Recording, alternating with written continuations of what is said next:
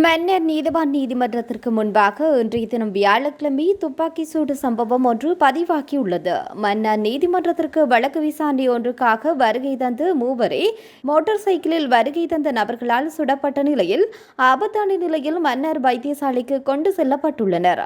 துப்பாக்கி பிரயோகத்தை மேற்கொண்ட நபர்கள் தப்பி சென்ற நிலையில் மன்னர் போலீசார் மேலதிக விசாரணைகளை மேற்கொண்டு வருகின்றனர்.